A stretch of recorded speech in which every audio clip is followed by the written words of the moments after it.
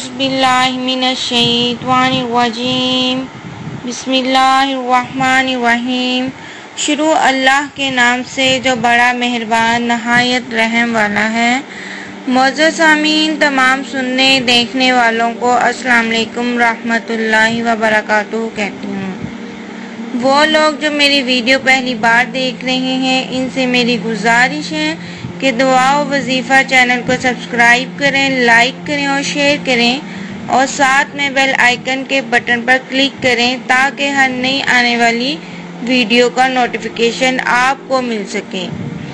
आज जो वजीफ़ा मैं आपकी खिदमत में पेश कर रही हूँ, ये एक ऐसा वजीफ़ा है कि आपकी ज़िंदगी भर की परेशानियों का हल है। अगर किसी को कारोबार की परेशानी है, इसके लिए भी ये वजीफ़ा काफ़ी है।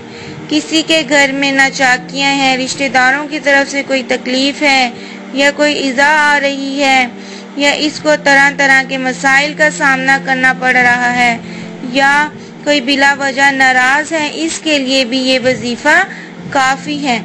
अगर किसी के रिश्ते नहीं हो रहे, रिश्ते नहीं आ रहे या अपनी पसंद के रिश्ते नहीं हो रहे या कोई शख्स ऐसा है जो कर्जों के बोझ तले दबा हुआ है और इसको कोई समझ नहीं आ रही कि कर्जों के बोझ तले से कैसे निकले, अगर वो शख्स भी ये वजीफ़ा कर लेगा तो उसको भी अल्लाह के फजल व करम से फ़ायदा होगा। अगर किसी के कुछ पैसे कहीं फंसे हुए हैं, वहाँ से नहीं निकल रहे, अगर वो भी इस वजीफ़े को करेगा तो अल्लाह ताला ऐसे असबाब पैदा करेगा, इसकी जो रकम फंसी हुई है वो भी उसको वापस मिल जाएगी। आपने ये वजीफ़ा जुमे की रात या जुमे के दिन मगरिब तक आप कर सकते हैं। वज़ू करना है, फिर अपने सारे गुनाह की अल्लाह ताला से माफ़ी मांग लेनी है। फिर आप अपने आप को किबला की तरफ मुँह करके अल्लाह की तरफ आपने अपने आप को मुतवज्जा करना है। फिर आपने नियत करनी है कि 2 रकअत सलातुल हाजात नफल की। इन 2 रकअत सलातुल हाजात में आपने जितनी भी आपकी हाजात हैं उसकी नियत करनी है। जितनी भी आपकी परेशानियां हैं, तकलीफ़ें हैं, रंजिशें हैं, बीमारियां हैं, कोई भी मसला है, अल्लाह ताला इन 2 रकात नफल की बदौलत इन मसलों को दूर फरमा दे।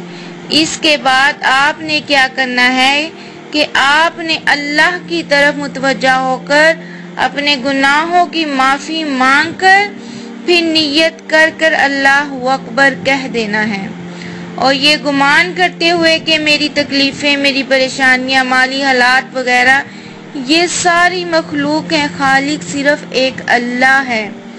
खालिक सिर्फ एक अल्लाह है और मेरे सारे के सारे कामों को बनाने वाला सिर्फ और सिर्फ अल्लाह है, जो मेरे सारे बिगड़े काम जो है वो बनाएगा।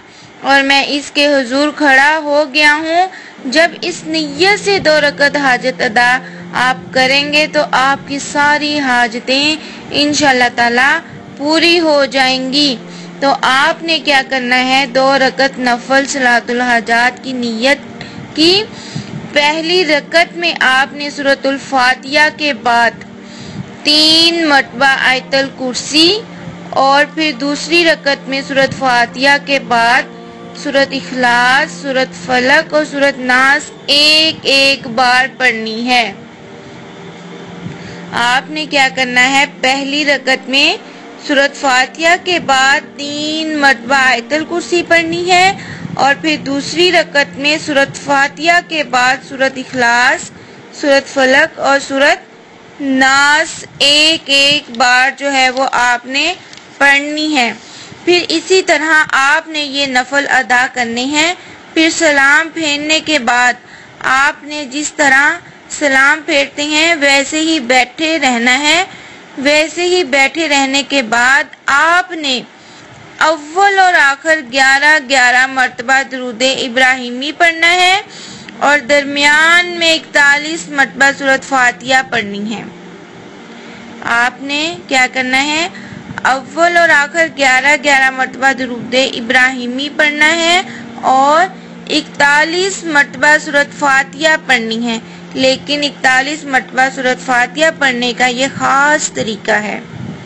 آپ نے کیسے پڑھنی ہے کہ 41 مرتبہ پڑھنے سے پہلے ہر دفعہ آپ نے بسم اللہ الرحمن الرحیم کو مکمل پڑھنا ہے، اور مکمل اس طرح پڑھنا ہے کہ بسم اللہ الرحمن الرحیم کا جو آخری میم ہے اس کو الحمدللہ کی لام کے ساتھ ملانا ہے۔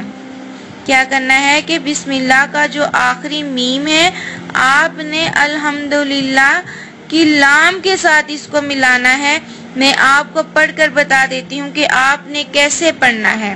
بسم اللہ الرحمن الرحیم الحمدللہ رب العالمین، بسم اللہ الرحمن الرحیم الحمدللہ رب العالمین۔ اس طرح سے آپ نے پڑھنا ہے۔ بسم اللہ کی میم اور الحمدللہ کے لام کے درمیان کوئی وقفہ نہیں آنا چاہیے، اس میں رکنا نہیں ہے۔ آپ نے بغیر رکے بغیر سانس توڑے پڑھنا ہے۔ پھر اگلی آیات میں آپ بے شک وقفہ لے لیں، سانس لے لیں، لیکن پہلی مرتبہ آپ نے جب پڑھنی ہے میم کو لام کے ساتھ ملانا ہے تب آپ نے سانس نہیں لینا۔ اس طرح آپ نے 41 مرتبہ سورۃ فاتحہ پڑھنی ہے اور اسی طرح 41 مرتبہ بسم اللہ ہو جائے گی۔ پھر آپ جب یہ وظیفہ مکمل کر لیں تو اسی جگہ بیٹھے بیٹھے اللہ سے اپنی تمام حاجات کے لیے دعا کرنی ہے، اپنی پریشانیوں کے حل کے لیے دعا کرنی ہے۔ انشاءاللہ تعالیٰ کچھ دنوں بعد آپ کے سارے مسئلے جو ہیں وہ حل ہو جائیں گے۔ یہ انتہائی مجرب عمل ہے، اس کو لازمی کریں، اس سے غفلت نہ برتیں۔ ایسا نہ ہو اس وظیفے کو چھوڑ دیں اور سارا سال آپ پریشانیوں میں رہیں۔ رمضان کے جمعوں میں ہو یا شب جمعے میں ہو جائے تو بہت ہی زیادہ اس کا اثر ہوگا۔ آپ اس کو رمضان کے جمعوں میں کر سکتے ہیں۔ اگر کوئی شخص کسی مجبوری کی وجہ سے رمضان کے جمعوں میں یہ وظیفہ نہیں کر رہا تو اس کو چاہیے کہ وہ اگلے دنوں میں اگلے جمعوں میں اس وظیفے کو کرے۔ انشاءاللہ تعالیٰ پھر اس کی برکتیں دیکھیں کہ کس طرح اللہ تعالیٰ آپ کی ساری پریشانیاں، آپ کی نیک حاجات آپ کی پوری کرتا ہے۔ تو انشاءاللہ تعالیٰ آپ جو ہیں وہ ضرور کامیاب ہوں گے اپنے مقصد میں اس وظیفے کے کرنے سے، اور اپنی زندگی میں استغفار کو کثرت سے کریں تاکہ اللہ تعالیٰ ہم سے راضی ہو جائے اور ہم پر اپنی خاص رحمتیں نازل فرمائے۔ آمین ثم آمین۔ مجھے اجازت دیجیے گا۔ اللہ حافظ۔